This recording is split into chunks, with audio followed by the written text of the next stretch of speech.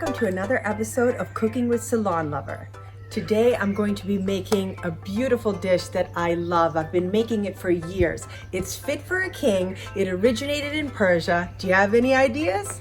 Well, I'm making biryani, not just any biryani. I'm making Hyderabadi biryani, and it has a plethora of spices, a parade of flavors, and I know you're going to adore this dish just like I do. Now I know you see a lot of chicken biryani recipes out there that say super easy, super simple, and I've tried to condense my recipe as much as I can allow because I really want to keep the integrity of the flavors, and it's so important. Each step is vital in order to get that amazing result at the end.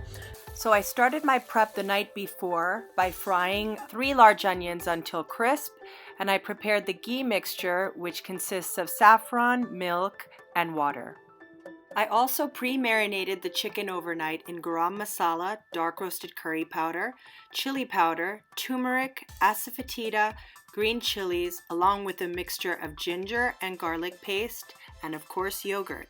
Firstly, what I'm going to show you is how to do the rice. It's very important that when you cook the rice, it's not cooked all the way through. We basically call that parboiled, 70% cooked.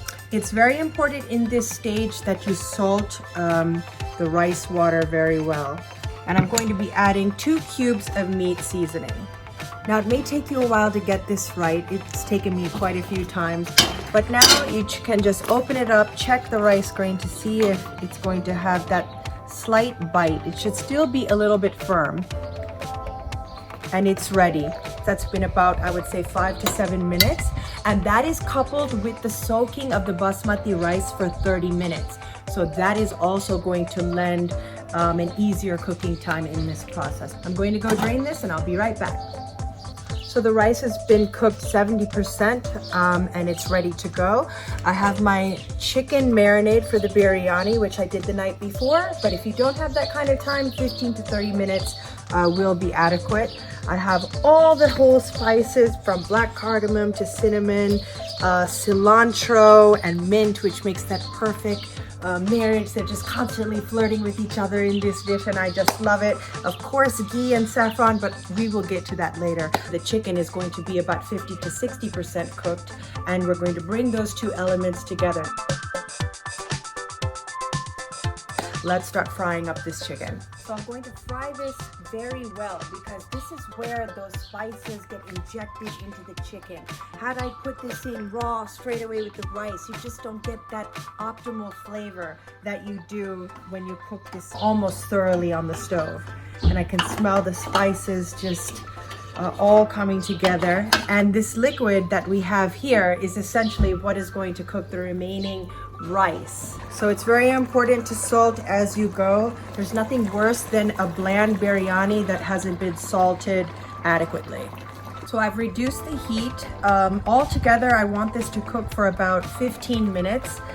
It's important to note you don't want all of the gravy to recede because as I mentioned before, the gravy is essentially what's going to cook the parboiled rice. So just be cognizant of that and make sure that you reduce the flame. Now it's time to add in some fresh lime.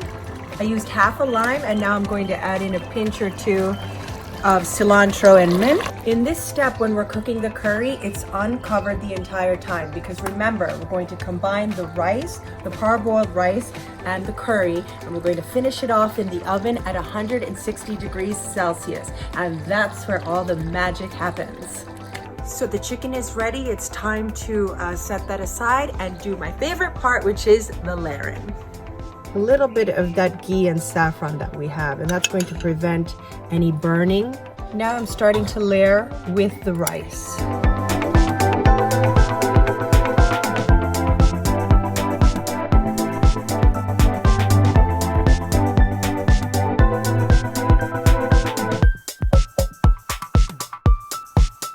I'm going to add in some Persian barberries. Now, if you prefer to use cranberries, you can do so. But I just think these little pops of sweet tart berries are just amazing.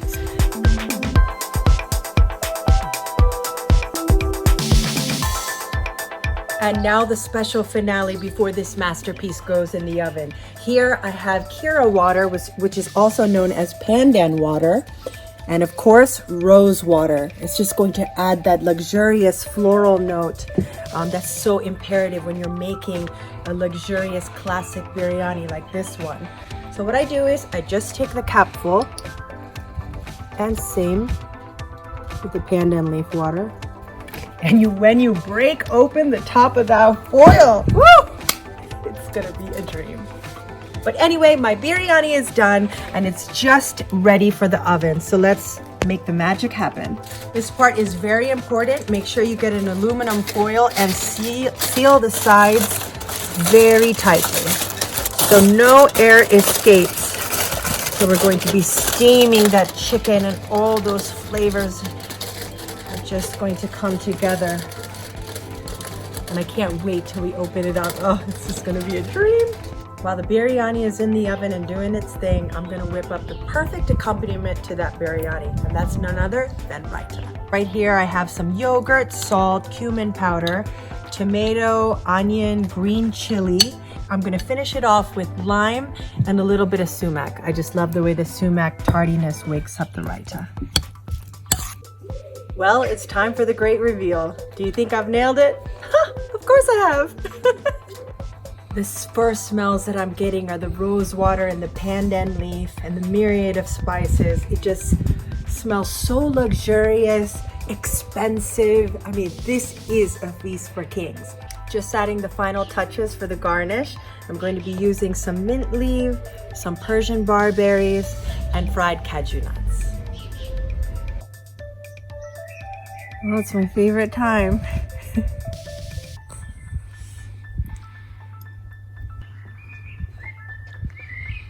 Wow, what a parade of spices.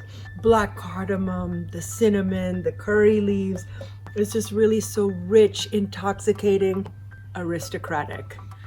Leave me to it. I'll see you here next week on another episode of Cooking with Ceylon Lover. The word of the day is parboiled, which is the partial or semi-boiling of food.